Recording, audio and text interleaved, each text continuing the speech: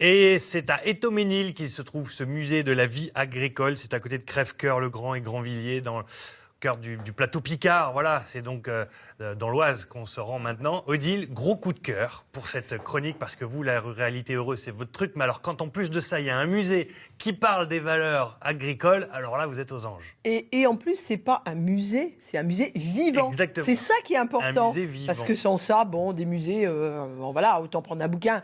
Mais là, non, c'est un musée où il y a en fait de la vie qui est de nouveau mise en valeur avec le patrimoine et tout le système social rural. Exactement. Et du coup, elles sont venues à deux, là. Eh ouais, deux médiatrices culturelles. Bonjour à toutes les deux. Bonjour. Céline à ma gauche, Céline Deville à ma gauche et Mélissa à ma droite, Lebègue des Vous êtes médiatrice culturelle. On va voir tout de suite des images de ce musée. Parce qu'un musée vivant, comme le dit Odile, agricole, on va commencer par les photos. Et vous allez voir qu'on va monter crescendo.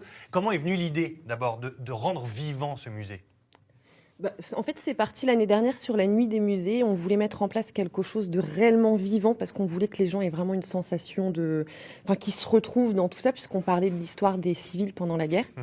Donc, on a mis en place une petite visite théâtralisée qu'on a coécrite toutes les deux. Donc, Mélissa a écrit les textes historiques. Tout à fait. Et moi, j'ai fait la mise en scène et puis...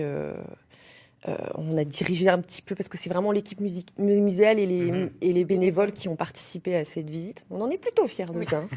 Vous avez l'air, en tout cas. Oui. Avec évidemment la présence des enfants. Les enfants, ils sont notamment dans les centres d'animation et de loisirs, les centres aérés. Ils peuvent visiter avec, vous allez voir une petite affiche qui va apparaître avec un peu l'organisation autour de tout ça. C'est vraiment un spectacle que vous avez écrit et imaginé pour les adultes, mais aussi pour les enfants qu'on voit à l'écran notamment. Tout à fait.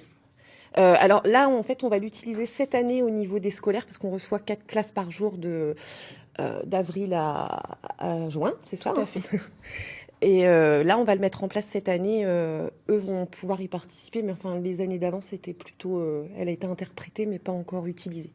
Allez, on va aller voir des images ensemble. Vous connaissez, vous l'avez déjà... Alors, je n'ai jamais été à Étauménil. J'ai eu une stagiaire qui venait d'Étauménil, qui aime beaucoup. D'ailleurs, son père est investi, parce que c'est vraiment une dynamique rurale. Les gens du village sont ainsi investis dans cette histoire. Hein. Alors, Mélissa, les images qu'on voit à l'écran, c'est un... Qui joue qui participe à ce grand spectacle? Ce sont les habitants, ce sont des bénévoles, ce sont des gens de l'association, ce sont des enfants.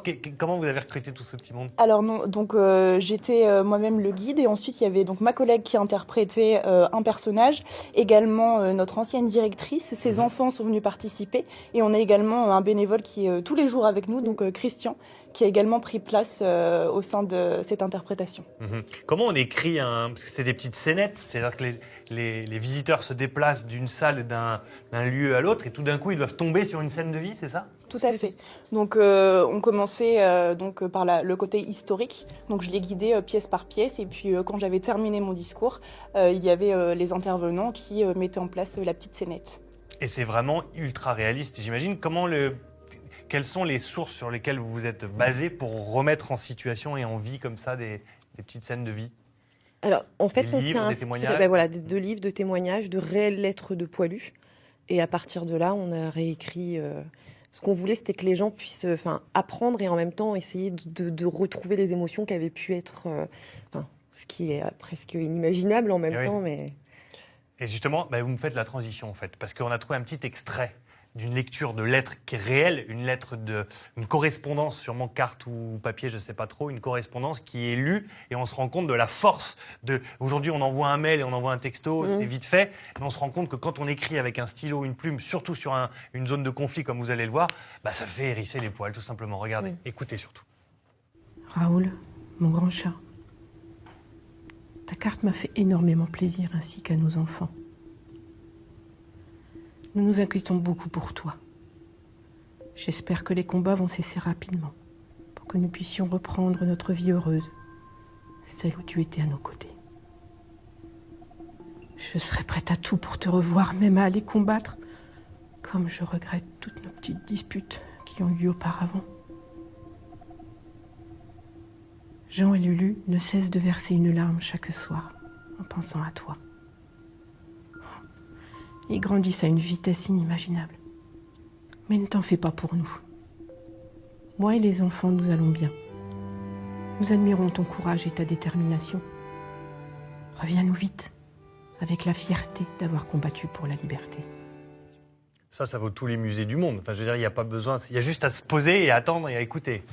Mais alors en réalité, donc la vraie pièce de départ de la visite théâtralisée, ça a été la découverte sur une brocante d'une véritable carte postale d'un poilu qui a été envoyée. Donc ça représentait l'ancienne mare et puis les habitations au centre du village d'Étoménil.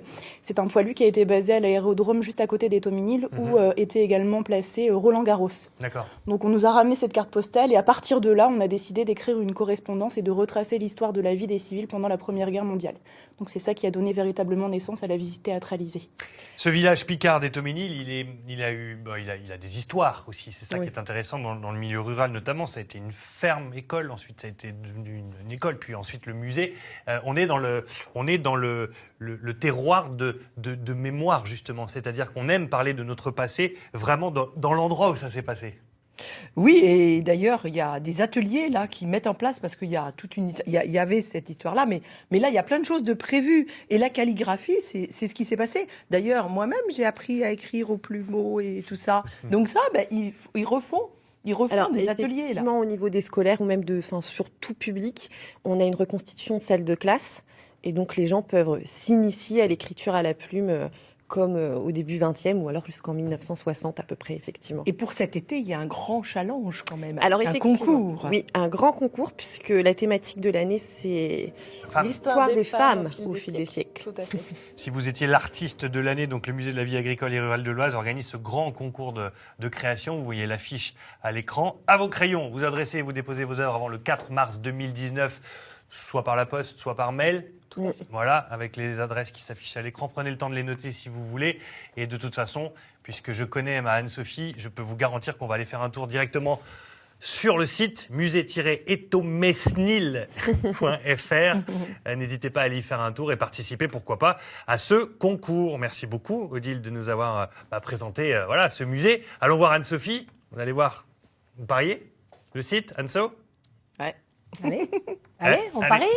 Allez, il n'y a qu'à demander. Tac. Vous le savez, Thibaut.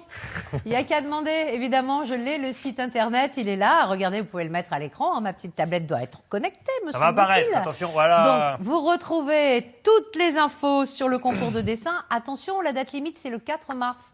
Mais Autrement dit, nos vacances scolaires seront terminées. Donc là, comme il reste quelques jours de congé, allez-y, les pitchounets, faites des dessins, pitchounets les grands aussi. Moi, j'avais une petite question à vous poser parce que j'ai vu sur les réseaux sociaux début février, aux alentours du 8 février, que vous aviez posté un petit appel. Vous recherchiez des services civiques pour le musée. Est-ce que vous les avez trouvés ? Alors, on en cherche encore 2. Oui, tout à fait. On en cherche encore 2.